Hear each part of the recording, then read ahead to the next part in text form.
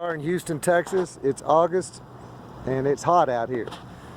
It's about 100 degrees right now, and what you're seeing are four mock-ups that we built. These are 8 foot by 8 foot enclosed mock-ups that were built to try to simulate the heat buildup in an attic space with different types of roofing materials on there. And so what we have is a shingle roof.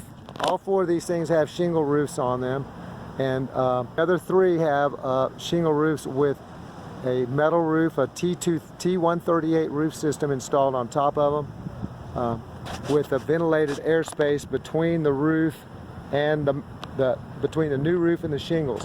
So the system looks like this. It has a clip that holds the panel up 3/4 of an inch above the shingles. This clip is a special clip that we developed specifically for doing shingle recover.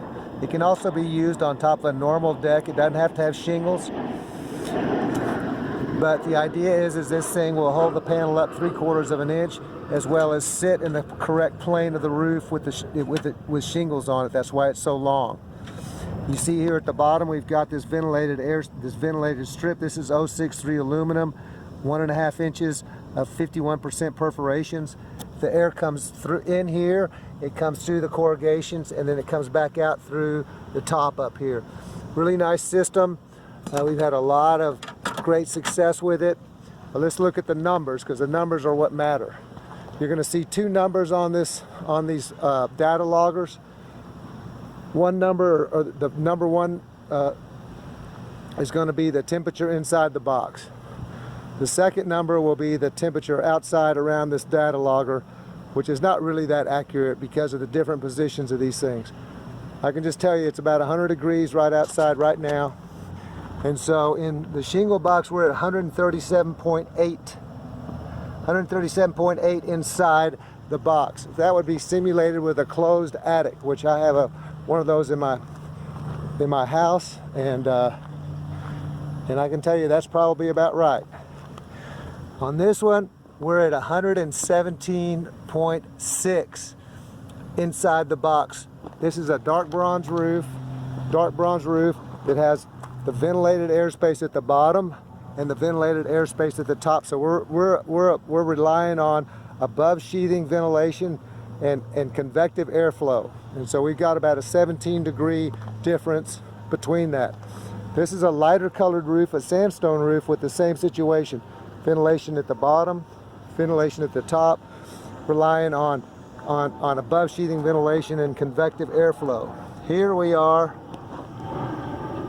108 inside, 108 inside.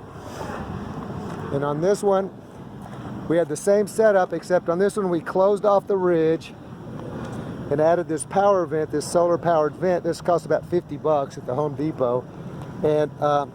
And we're just drawing air up from the eave and pulling it out, just forcibly, pulling air through. And on this one, we're at 104.6. So this is basically about 4.5% higher than the ambient temperature out here, which is pretty darn good considering. And I can tell you, I put one of these roofs on my house with a closed attic, and that's exactly what it is. It's about 3 to 4% warmer inside the attic than it is outside. So this is really, I think it's a good demonstration on what you can get by putting a ventilated airspace on top of your roof.